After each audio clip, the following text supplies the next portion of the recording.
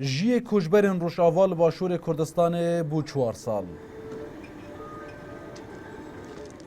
جدا جنا کوکین سیاسیین دنافبرا سیاسیین باشور و روشاوا ده و هبونا گلهی و زحمتیا جیانا کجبریه کجبرین کردین روشاوال دهوکی برنگه کی تولی دابو نریتو جیانو زاراوی دهوکی بونه زحمت دی جیاوازی وره کرن.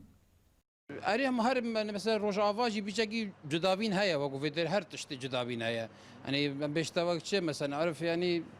خدای ابو زحمت بینا زیدانی نم بیشتر سر چیه بالضبط بس يعني باش يعني ام تيجي قلت جهن وخلك ما يكردم عمي قلت قبيل كان يعني شويش هندي او ظانك او نخوشتوان ديتين يدوان جي لازم تقبله بيك تشكو مجيا ديتي نوابتني ديتي وقت ما ديتي احتمال او انا افتشتهل هل تعبيد يوضع نابو تجاره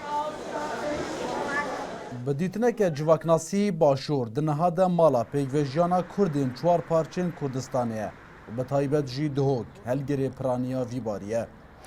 هاتنا یا پنابرین یت روش آوایی یا حتی یت باکور و هندکش روش هلاتی جی پراستی اوی شیا پیگوژیانه که پیدا کرد شیا یک دنیاسینه که حتی ناف ملت کرد خدا جی پتر پیدا بکردن چونکو به شک که هر شمت چارچوب ولات اکیدا دولت اکیدا جیایه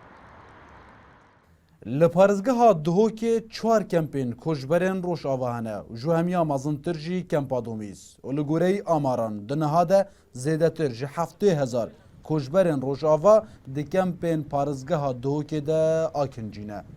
جدهوک خطاب عمر NRT